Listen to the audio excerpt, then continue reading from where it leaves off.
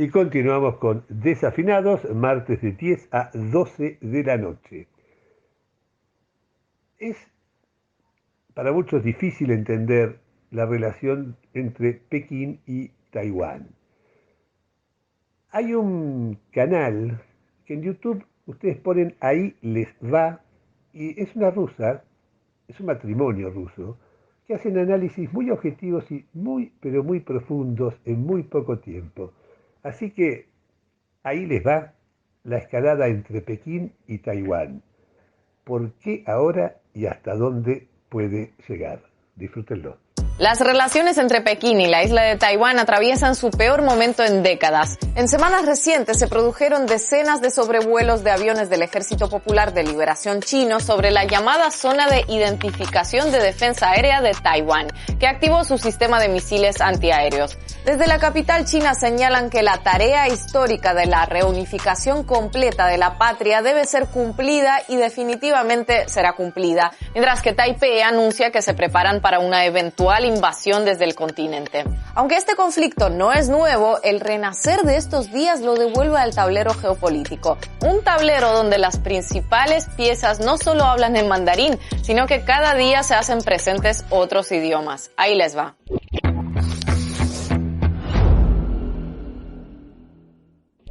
Desde principios de octubre se ha intensificado el número de sobrevuelos del Ejército Popular de Liberación Chino sobre la isla de Taiwán. En apenas 4 días se produjeron casi 150. Aunque ninguno de ellos fue sobre la isla propiamente dicha, sino sobre la franja marina con la que limita al oeste, la noticia devolvió el largo conflicto a los titulares de los grandes medios. Por supuesto, con Pekín como el gigante malvado y la pequeña isla como la víctima indefensa. Pero antes de profundizar en la actualidad, un poco de contexto histórico para los que no estén familiarizados con una de las relaciones más complejas y fascinantes de la geopolítica asiática. En 1945, China logra expulsar a las tropas japonesas que habían invadido el país 8 años antes. Sin embargo, de inmediato surge una disputa por el poder entre los nacionalistas y los comunistas que dura hasta 1949. Los comunistas, encabezados por Mao Zedong, se imponen y los nacionalistas, dirigidos por Chiang Kai-shek, se refugian en la isla de Taiwán. Sin embargo, el final del conflicto armado interno, lejos de poner fin a la disputa, la congela. Más de 70 años después, ambos proclaman ser los legítimos gobernantes de China, tanto de su parte continental como de la insular, y así hasta el sol de hoy. De hecho, el nombre oficial de China es República Popular China y el que Taiwán se da a sí misma es República de China, para que se hagan una idea. Las autoridades de la isla no consideran que gobiernen un país independiente, sino, digamos, la China legítima. Toda una novela, como pueden comprobar. Antes de la década de 1970, diplomáticamente la administración de Taiwán gozó de la mayoría del reconocimiento internacional como la China legítima e incluso contaba con asiento en la ONU. Sí, como lo oyen, los 600 millones de chinos que vivían por entonces en el continente no contaban con representación en Naciones Unidas, pero los apenas 10 millones que había en la isla, sí. Sin embargo, la cosa se fue dando la vuelta desde poco antes de la famosa reunión entre Mao y Richard Nixon, que inició un acercamiento entre Pekín y Washington, aprovechando que Moscú andaba peleada con sus antiguos aliados chinos. Hoy el panorama a nivel de reconocimiento diplomático es totalmente inverso al de entonces. En Pekín hay embajadas de la aplastante mayoría de naciones del mundo, mientras que en Taipei apenas un puñado, entre ellas las de Paraguay, Honduras y Guatemala, etc. A pesar de lo que pudiera pensarse a priori, la relación entre Pekín y Taiwán no es la de enemigos clásicos y en algunos aspectos es sorprendentemente cercana y hasta cordial. Al menos si la comparamos con otros duetos tipo Pimpinela de la historia de la geopolítica mundial, como fueron los casos Bonn-Berlín Este durante la Guerra Fría, el más contemporáneo Guaidó-Maduro en Venezuela o el clásico del Caribe, Miami-Cuba. De hecho, ya que mencionamos a la isla antillana, muchos comparan los casos de Taiwán y Cuba como ejemplo de que los bloqueos no hacen daño y son solo excusa de algunos gobiernos, cuando es precisamente ejemplo de lo contrario. La comparación es tentadora, pequeñas islas enfrentadas a un titánico vecino que las somete a constante presión. Sin embargo, mientras el problema de Washington con Cuba es en todos los frentes, con el económico, económico a la cabeza, el enfrentamiento de Pekín con Taiwán es exclusivamente político y diplomático. Es más, Pekín mantiene óptimas relaciones comerciales con Taiwán. El intercambio entre ambos supone el 26% de las transacciones comerciales de la isla. La quinta parte de las importaciones taiwanesas provienen de su rival continental. Aunque Pekín no mantiene relaciones diplomáticas con las naciones que reconozcan a Taiwán, no deja de tener tratos comerciales con ellas por eso, ni tampoco obstaculiza que éstas las mantengan con la isla. En fin, si a Cuba Estados Unidos le permitiera tener semejante relación comercial con ellos y sus aliados, nadie en su sano juicio se atrevería a calificarla de bloqueo. O dicho de otra manera, en el aspecto económico, Taiwán vive gracias a Pekín, mientras que Cuba sobrevive a pesar de Estados Unidos. Pero entonces, y disculpen si me desvié algo de la noticia de actualidad, pero el contexto lo ameritaba. ¿A qué se debe el aumento de la tensión en estas semanas? Por un lado, Xi Jinping aseguró a inicios de mes que desde Pekín no renunciarán jamás a la reunificación y ratificó que no se puede tolerar ninguna interferencia externa respecto a Taiwán. Sin embargo, esa ha sido siempre la postura del Comité Central del Partido Comunista Chino desde hace décadas. Nada nuevo por ahí.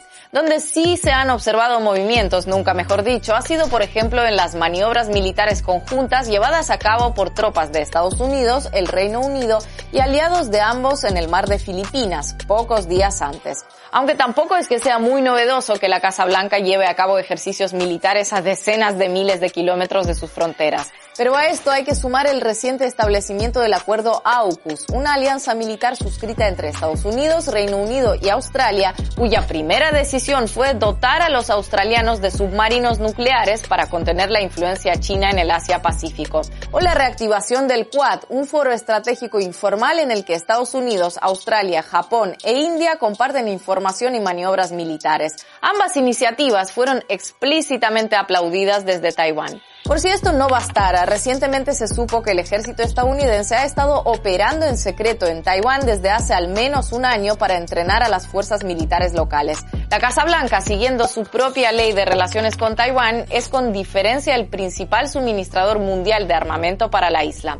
Entonces, para entender toda esta escalada, no hay que enfocarse tanto en las tensas relaciones entre Pekín y Taipei, ya que al fin y al cabo estas tiranteses no han variado prácticamente nada en 70 años, sino poner la lupa en el rol de los otros actores que intervienen en la situación. Más teniendo en cuenta cómo el avance de China en la región y a nivel global es lo que más trasnochos produce en la Casa Blanca. Y si ya en plena Segunda Guerra Mundial el general Douglas MacArthur definió a Taiwán como un portaaviones insumergible de Estados Unidos en Asia, la visión actual de Washington sobre la isla no parece haber variado mucho. Y si ese le gustó, este otro también le va a gustar.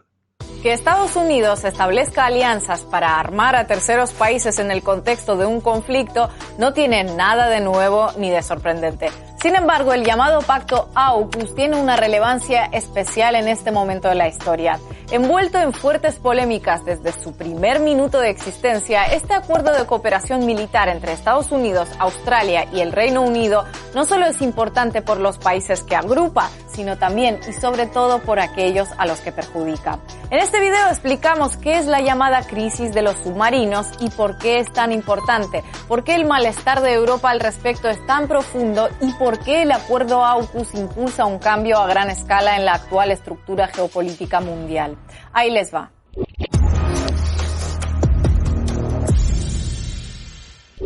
El pasado 15 de septiembre, Estados Unidos, Australia y el Reino Unido sellaron el pacto militar AUKUS, un acuerdo de cooperación en materia de seguridad. La primera medida en el marco de esta alianza será dotar a la Marina Real Australiana de 8 submarinos nucleares para que sean desplegados en la región de Asia-Pacífico. Sobre el papel, la alianza nace para compartir información y asesoramiento mutuo en áreas tan sofisticadas como la inteligencia artificial o la tecnología cuántica y cibernética. Pero en la mera práctica, su función será reforzar la presencia militar de estas 3 potencias occidentales en una de las zonas más conflictivas y codiciadas del planeta, en la que, como es sabido, Estados Unidos y China compiten por un lugar dominante en el tablero internacional. El anuncio del acuerdo trilateral sorprendió al mundo entero y generó un terremoto político por diversos motivos. Además de China, varios países asiáticos como Corea del Norte, Malasia e Indonesia han expresado su rechazo a lo que consideran una maniobra provocadora y peligrosa en una región que mantiene un equilibrio de tensiones tan delicado como potencialmente explosivo. Pekín resumió su postura y la de varias naciones de su entorno al afirmar que este pacto a tres bandas es irresponsable y terminará socavando la estabilidad regional e intensificando la carrera armamentista. En términos de política exterior, los tres países firmantes del Pacto AUKUS tienen muy buenos motivos para embarcarse en un proyecto conjunto como este. El interés más obvio es el de Estados Unidos, que incrementa su poder e influencia en las inmediaciones de China, a quien con buen criterio no puede dejar de percibir como una creciente amenaza para su cada vez más cuestionada hegemonía mundial. Por su parte, el Reino Unido sale del relativo aislamiento internacional propiciado por el Brexit y gana una oportunidad de oro para ocupar posiciones relevantes en la nueva correlación de fuerzas internacionales. Y Australia, aunque en la dinámica interna del pacto funciona más bien como un peón local al servicio de los intereses estadounidenses y británicos, también se verá beneficiada de varias maneras. Por un lado, experimenta una mejora radical en su flota militar, alcanzando un nivel armamentístico que ni en sus mejores sueños. Gana peso específico en la región y dos aliados importantes. Y por otro lado, refuerza su posición frente a China, a la que por cierto le une una reciente historia de hostilidades cruzadas. Hay que recordar que a mediados de 2020, en plena expansión de la pandemia, Australia presionó para que se investigara en China el origen del coronavirus. En respuesta, China impuso aranceles a las importaciones australianas, iniciando una escalada de desencuentros que llega hasta hoy. Aunque el acuerdo AUKUS se presentó en ese tono tan inconfundiblemente washingtoniano, con expresiones del tipo asegurar la paz y la estabilidad de la zona, etc., lo cierto es que viene a añadir nuevas tensiones a una región que lleva décadas acumulando conflictos. Además, el malestar derivado del pacto no se limita al área Indo-Pacífica, sino que ha cruzado el planeta de lado a lado hasta alcanzar a Europa. Pero ya que llegaron hasta aquí y antes de contarles cómo de duro golpeó el asunto a los europeos, no se olviden de suscribirse al canal y activar la campanita. ¿Listo? Pues sigamos. El hecho de que Australia vaya a recibir 8 submarinos nucleares a través de la alianza AUKUS implicó la cancelación de un jugoso contrato que Canberra había firmado años antes con una naviera francesa, por el cual iban a comprar 12 submarinos convencionales por más de $60,000 millones. Ese desplante disparó inmediatamente la tensión entre París y Washington y fue calificado por el ministro de Exteriores francés como una traición y una puñalada por la espalda. Cette décision unilatérale, brutale, imprévisible, ça ressemble beaucoup à ce que faisait M. Trump. ¿Quién lo hubiera imaginado de un socio tan íntegro y considerado y tan atento a las necesidades de sus aliados que no duda en espiarlos si hace falta, seguramente para ver cómo les puede ayudar mejor? En medio de la fuerte polémica, las máximas autoridades de la Unión Europea respaldaron al gobierno galo, acusando también a Estados Unidos de deslealtad. Bien mirado, el enfado por esta venta frustrada de submarinos parece estar enmascarando molestias más graves y profundas en Bruselas, porque no se trata solo del fracaso de esta operación comercial, sino de un hecho menos comentado en los medios, pero diplomáticamente devastador. El pacto del AUKUS empezó a gestarse en la cumbre del G7 en junio pasado. Allí estaban Merkel, Macron y hasta el presidente del Consejo Europeo. Ninguno de ellos se enteró de lo que estaban pactando Estados Unidos, Australia y el Reino Unido. La noticia les cayó encima como un jarro de agua fría 3 meses después. Así, la firma del AUKUS ha puesto de manifiesto, por si quedaba alguna duda, que la principal prioridad de Estados Unidos a día de hoy es contrarrestar el fulgurante crecimiento de China y impedir que Pekín ocupe una posición dominante en el mundo. Y en ese objetivo, Europa francamente importa poco. En el contexto de la Guerra Fría contra la Unión Soviética, Europa sí ocupaba una posición clave como aliada político-militar y como campo de contención geoestratégico. Pero esos días de dorado protagonismo geopolítico parecen estar tocando a su fin. Y algunos, tras varias evidencias, comienzan a darse cuenta y a estar hartos de la situación.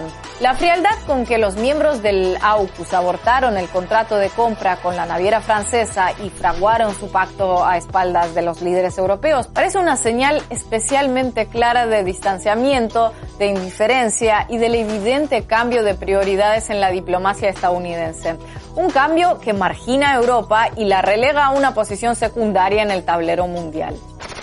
Ay, ¿no creen que el AUKUS tiene algo de romántico y trágico? Como una infidelidad de Estados Unidos a Europa, su histórica compañera, a la que abandona para marcharse al Pacífico Asiático con un Reino Unido rejuvenecido, de pelo revuelto y recién divorciado de Bruselas, para conquistar juntos un nuevo orden mundial en el que la pobre Europa quedaría arrinconada en la irrelevancia y en la nostalgia del pasado. Perdonen, que me puse romántica. Bueno, mejor volvamos a hablar de submarinos militares.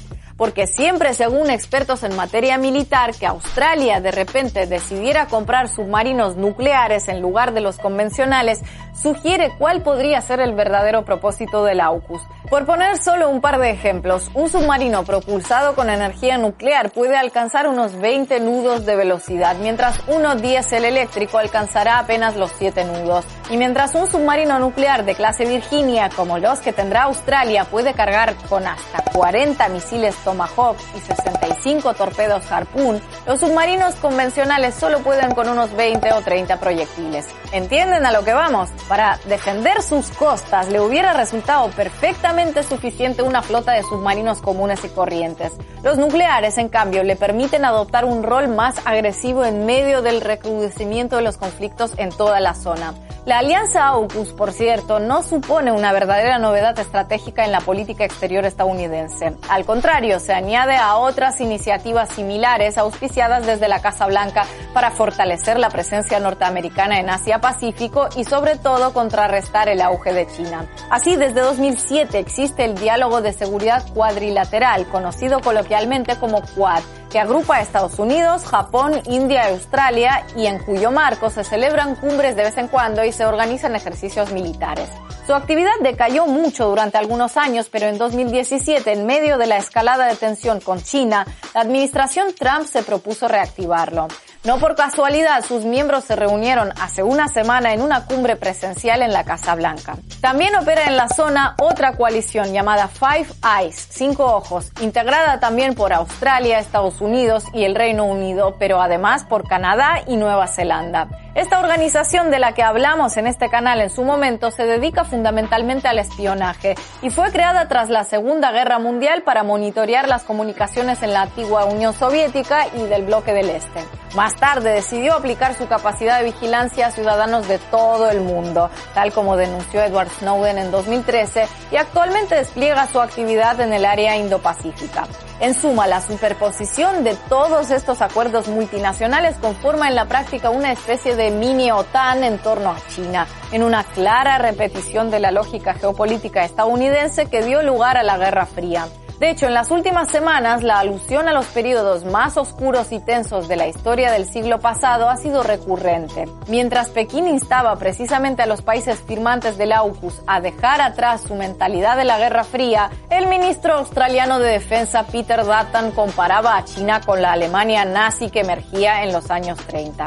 Así las cosas, es evidente que el pacto AUKUS no es ni más ni menos que el próximo capítulo de la intensa campaña hostil que Estados Unidos libra contra China desde hace años. Un enfrentamiento peligroso que las autoridades involucradas deberán manejar con cuidado para que no derive en conflictos abiertamente bélicos. De lo contrario, acabarán propiciando que el nombre del Océano Pacífico se convierta en una de las ironías más crueles de la geografía mundial.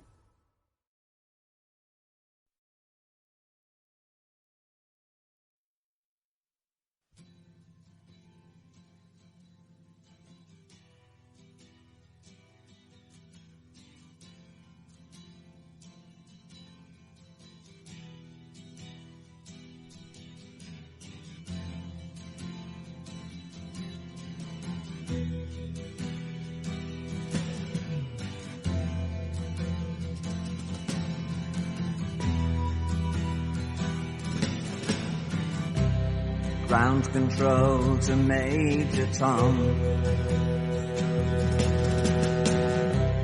Ground control to Major Tom.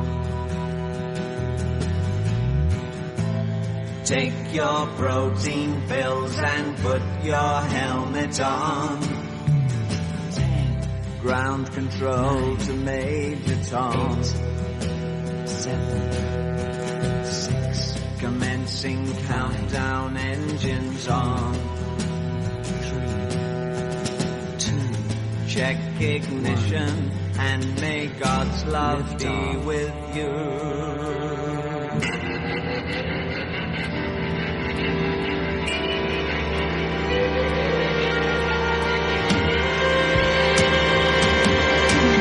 This is ground control to Major Tom. You've really made the grade, and the papers want to know whose shirt you wear. Now it's time to leave the capsule if you dare. This is Major Tom to ground control. I'm stepping through the door, and I'm floating in a most peculiar way, and the stars look very different today. For here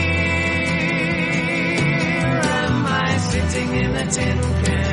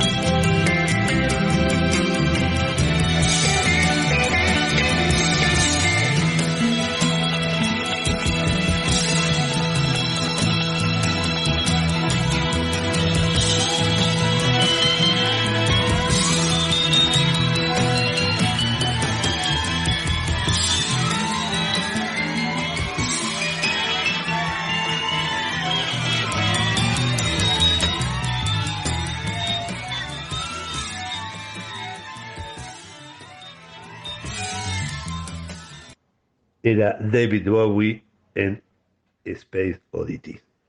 Y ahora Xavier Cugat, con su particular versión de la comparsita, preanuncia el radioteatro. Hoy 2 piezas muy cortas. La primera, Ensayo de ópera. La segunda, Qué tiempo loco.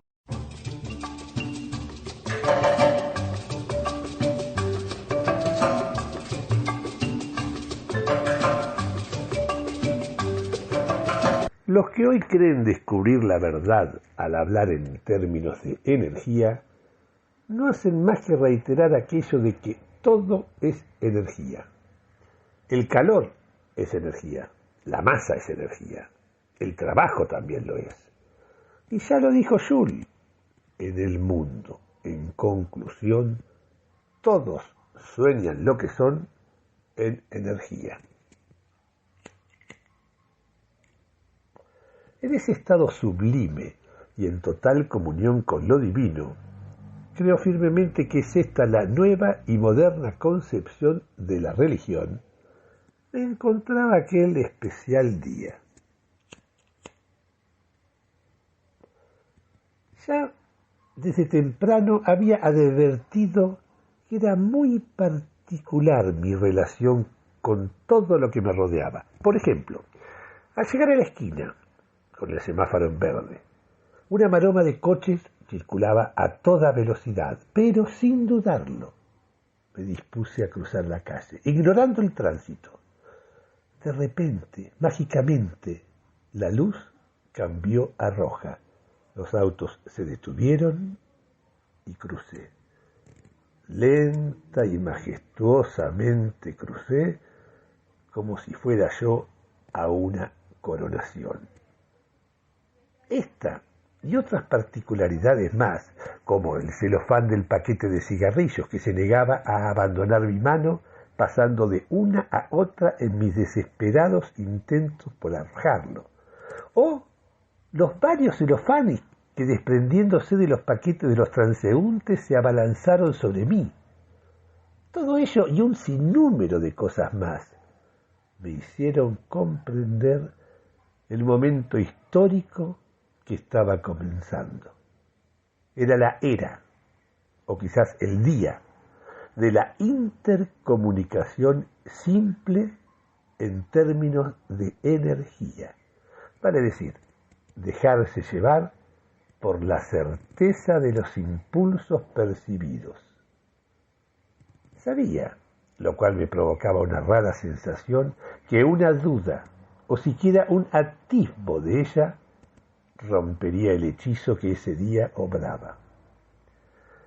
Eufórico por mi notable descubrimiento, me paré frente a un kiosco, al que voy siempre. El vendedor me miró. Yo no dije nada, únicamente me concentraba. Al cabo de unos minutos el hombre comprendió que deseaba los mismos cigarrillos que compraba todos los días y me los alcanzó, los de mi exacta marca. Me cobró y nos despedimos sin decirnos absolutamente nada, solo mirándonos y sintiendo. Satisfecho por mi sintonía, entré en una muy común pizzería, de aquellas donde uno comía todo lo que quería por un módico precio.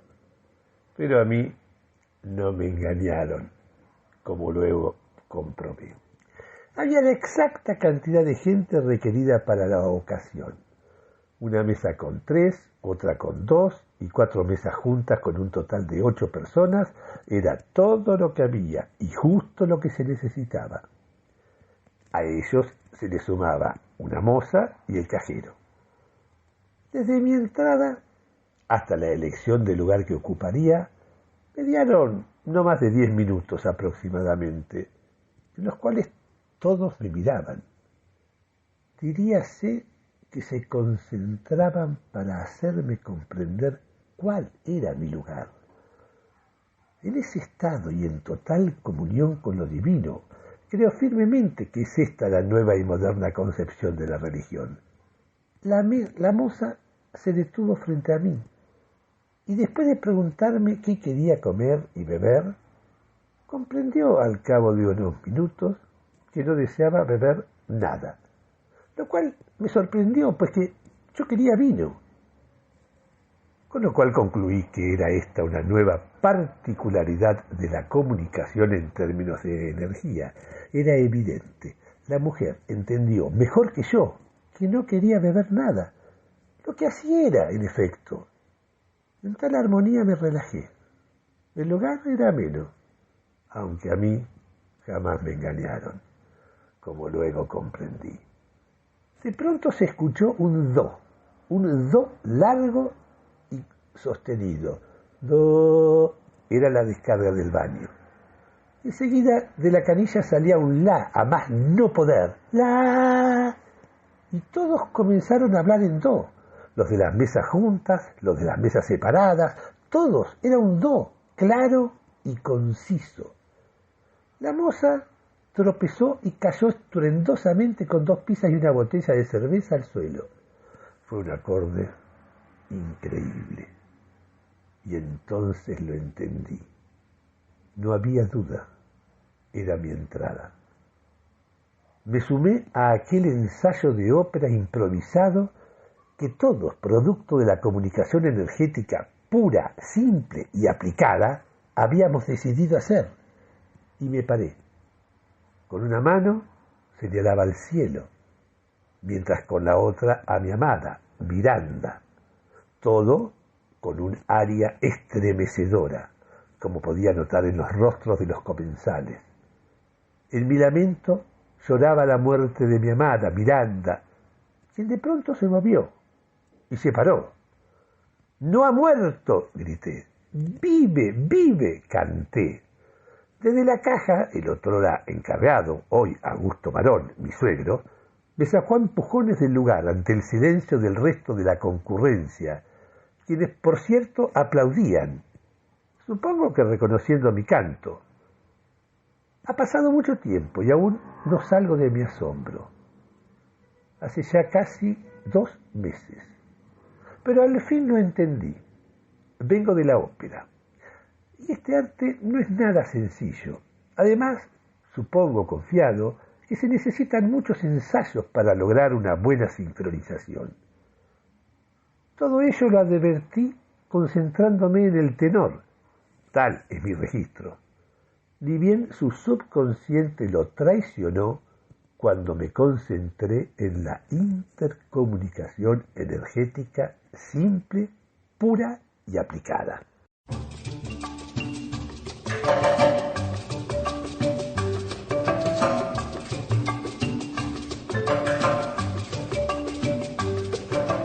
Durante mucho tiempo, para viajar en ascensor con un semi-desconocido, no sabía qué hacer. No tenía problema con el conocido ni con el desconocido, simplemente con un semi-desconocido. A punto tal que muchas veces dejaba que partiese el semi-desconocido y esperar el otro turno yo solo. Hasta que al final lo resolví. Antes de apretar el botón, miro al semi-desconocido y digo con entusiasmo: «Qué tiempo loco, ¿no? Uno no sabe si va a llover o salir el sol». Quizás, mágicamente, como obligada, la otra persona empezará con una serie de consabidas frases acerca del frío, el calor, las articulaciones víctimas de la humedad y de todo lo que se relacione con la meteorología. Uno, comprobé, ni siquiera tiene que volver a decir algo, basta con asentir y llegar a su piso, bajarse y saludar. Así, feliz, logré resolver la cuestión, pero esa felicidad duró tan solo 3 días. Me disponía a bajar y en el ascensor venía ya una persona, la mujer del 8º B o A, no estoy seguro, que una vez me había contado que le había llegado sobrecargada no sé qué factura y que estaba horrorizada con los asaltos y temía que la vinieran a quemar con una plancha. En fin, la miré pensando todo esto y la mujer dijo: ¿y sube o no? Subí y me dispuse a decirle qué tiempo loco, cuando entendí que venía de mi casa y sería algo que no generaría en ella ningún deseo de hablar del tiempo. Apreté el botón, la miré fijamente a los ojos, esto de la mayor confianza y amistosidad, y me dispuse a preguntarle si iba a pagar esa factura que me había dicho una vez que le había llegado sobrecargada. Acercando mi cabeza a ella, recordé que era domingo y que era tonto pensar que esta mujer se dirigiera a hacer la cola un domingo a él, hasta el lunes para pagar. Retrocedí y me acordé que ella tenía nietos o nietas o un perro, algo tenía. Entonces, tomándola por el hombro, me acerqué a su oído para preguntarle si tenía, cómo estaba su perro, sus nietos, o lo que diablos fuera.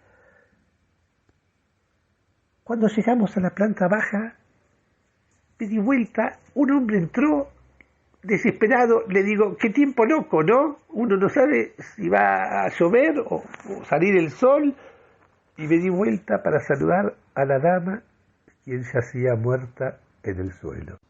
Y esos fueron los radioteatros, y recuerden, mientras la desgracia nos dé recreos, a festejar. Ni siquiera esperemos algo bueno. ¿Pasó algo malo? No, listo. Eso es lo bueno. Hasta el próximo martes a las 10 de la noche.